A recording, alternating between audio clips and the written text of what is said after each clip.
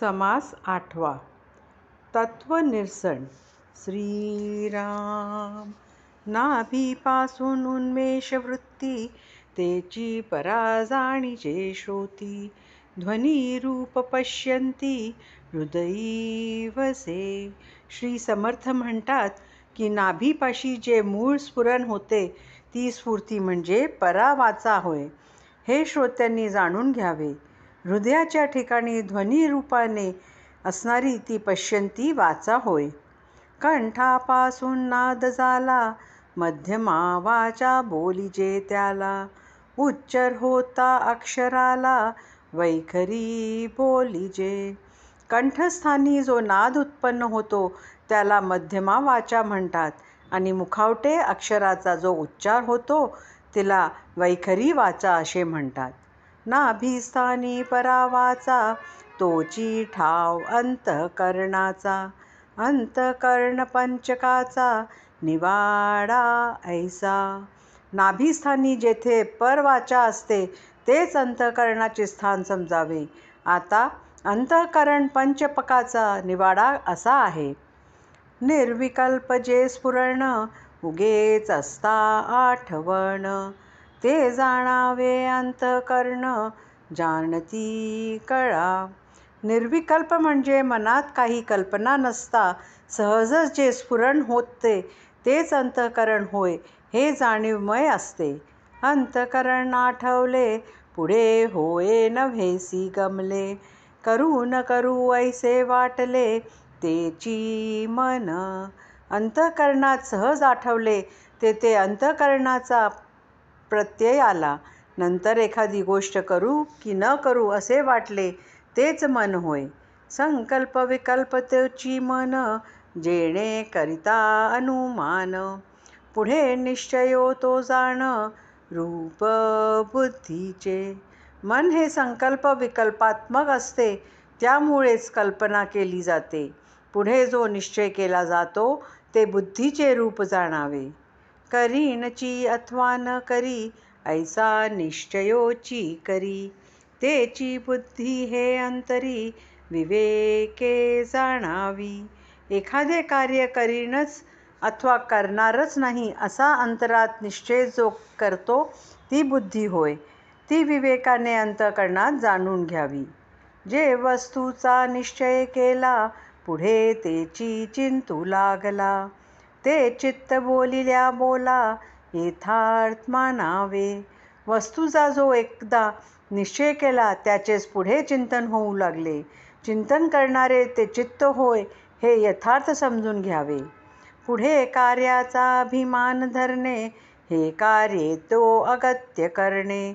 ऐस्या कार्यास प्रवर्तणे, तोची अहंकारू.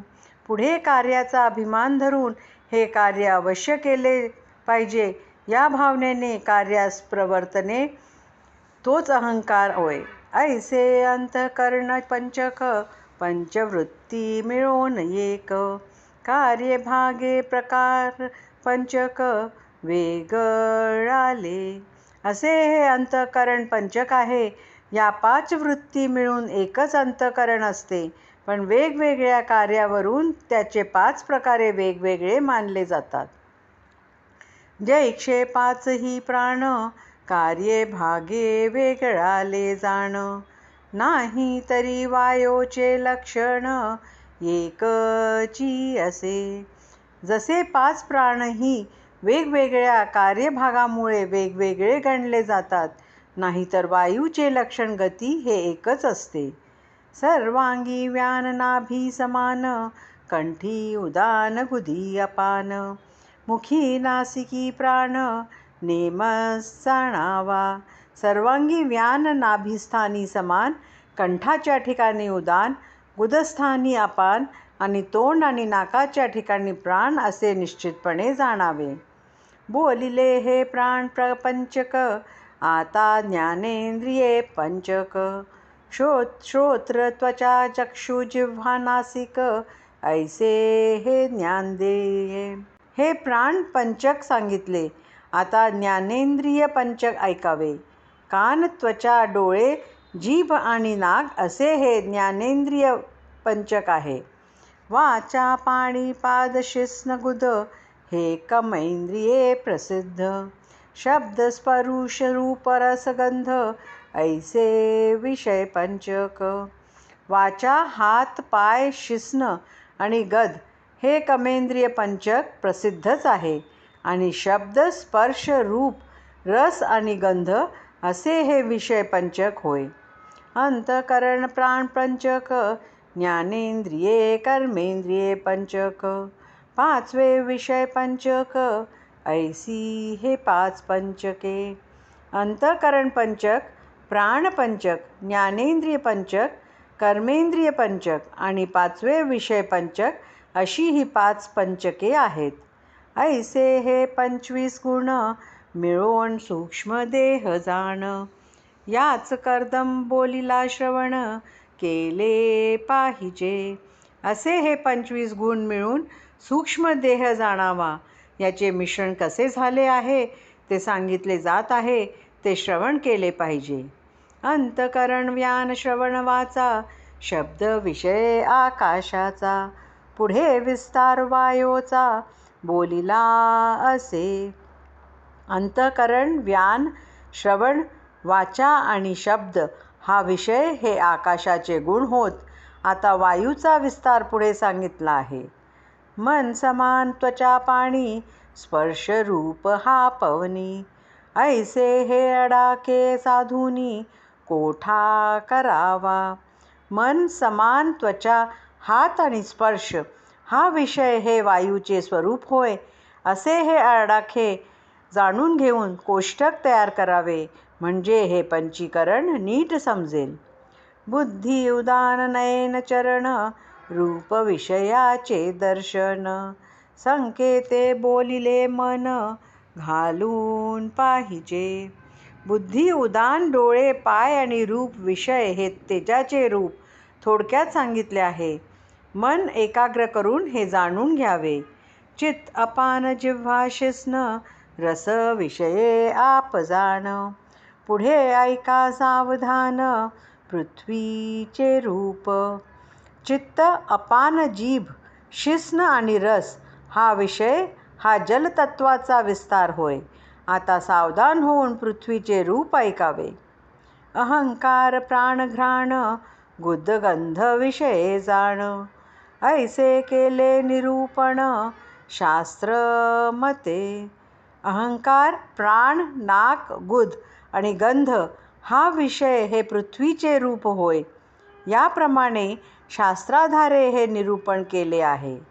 ऐसा हा सूक्ष्म देह पाहात होईजे निस्संदेह.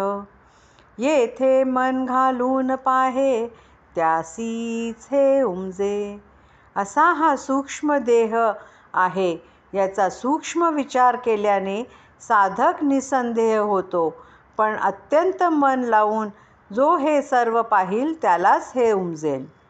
ऐसे सूक्ष्म देहे बोलिले पुढे स्थूळे निरोपिले. आकाश पंचगुणे वर्तले कैसे स्थूळी. अशा प्रकारे सूक्ष्म देहाचे वर्णन केले. आता पुढे स्थूळ देहाचे निरूपण केले आहे. स्थूळाच्या ठिकाणी आकाश 5 गुणांनी कसे वर्तत असते ते ऐकावे. काम क्रोध शोक मोह भये हा पंचविध आकाशाचा अन्वय. पुढे पंचविध वायो निरोपिला. काम क्रोध शोक मोह आणि भय हा 5 प्रकारचा आकाशाचा अन्वय होय. आता वायूचा पंचविध अन्वय सांगितला आहे. चळन वळण प्रसारण निरोध आणि आकोचन हे पंचविध लक्षण प्रभंजनाचे.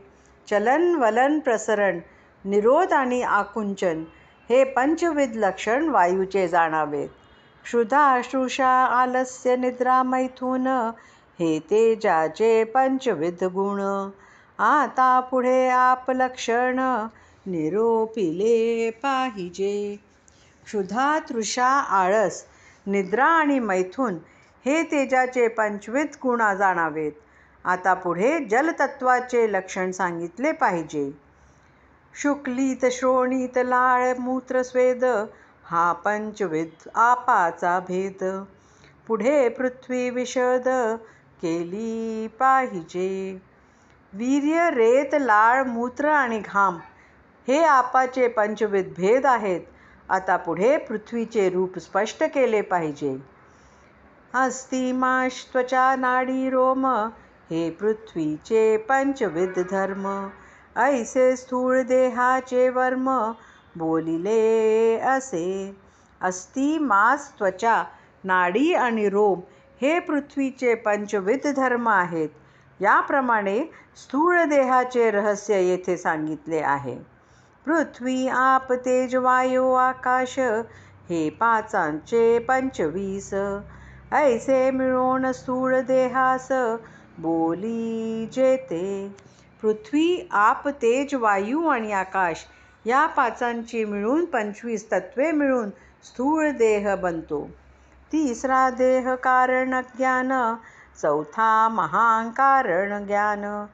हे चारी देह निर्षिता विज्ञान परब्रह्म ते.